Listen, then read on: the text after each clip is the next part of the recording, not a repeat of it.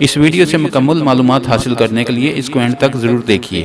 اگر آپ نے ہمارے چینل راز ٹی وی کو ابھی تک سبسکرائب نہیں کیا تو کر لیجیے۔ امریکہ کی ہارورڈ یونیورسٹی میں صحت عامہ کے پروفیسر کیرن میچل نے اپنی ایک حالیہ ویڈیو میں انکشاف کیا ہے کہ ناریل کا تیل صحت بخش نہیں بلکہ ایک زہر ہے۔ یوٹیوب پر شیئر کرائے گئے ایک ویڈیو لیکچر میں پروفیسر کیرن میچل نے خبردار کیا ہے کہ ناریل کا تیل مفید نہیں بلکہ کسی زہر کی مانند ہے جو انسانی صحت پر برے اثرات مرتب کر سکتا ہے۔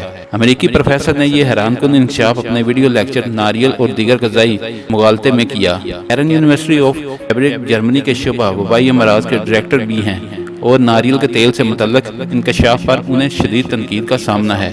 امریکی پروفیسر نے اپنی تحقیق کے حوالے سے غذائی چارٹ اور دیگر شواہد بھی پیش کیے۔ انہوں نے واضح کیا کہ ناریل کے تیل میں سیر شدہ چکنائیوں کی مقدار بہت زیادہ ہوتی ہے جو صحت کے لیے زہر ہے۔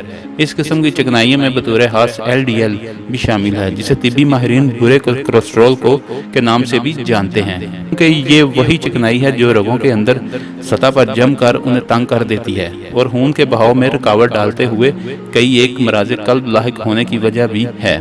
دوسری جانب ٹفٹ یونیورسٹی کے فوڈ سائنس ڈپارٹمنٹ کے پروفیسر ایلس کینسٹن نے پروفیسر کیرن کے انکشاف پر رد عمل دیتے ہوئے کہا کہ ایسا کوئی ڈیٹا یا سائنسی ثبوت موجود نہیں جس کی بنا پر ناریل کے تیل کو زہر قرار دیا جا سکے۔